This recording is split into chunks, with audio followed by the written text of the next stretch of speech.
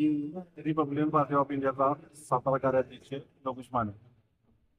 गेल्या अनेक वर्षापासून ग्रामपंचायत संभाजीनगरला वेळोवेळी निवेदन दिलेले आहे की संभाजीनगर ग्रामपंचायतच्या हद्दीतील नैसर्गिक वडे चोरीला गेलेले आणि चोर हे धन दागडे बिल्डर आहे आणि त्याला साथ देणारा सरपंच, ग्रामसेवक, तहसीलदार, प्रांत, नगररचना अधिकारी म्हणजे टीपी थोडक्यात.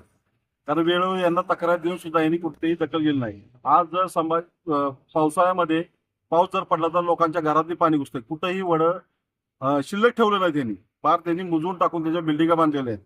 दुसरी गोष्ट म्हणजे अर्चना देशमुख ज्यावेळी जिल्हा परिषद सदस्य होत्या त्यावेळी माने कॉलनीतील ओढ्यावर त्यांच्या फंडातून निधी टाकला होता तिथं रस्त्याला. आज तिथं ते ओढा सुद्धा नाही, ते निधी सुद्धा नाही, रस्ता सुद्धा ठेवला नाही. माझी प्रशासनाला एवढीच विनंती आहे की संभाजीनगरच्या जे कोणी अधिकारी असतील त्यांच्या चोरीचा गुन्हा दाखल व्हावा. अन्यथा नैसर्गिक वडे ग्रामपंचायतीनं तहसीलदारांनी यांनी शोधून द्यावे.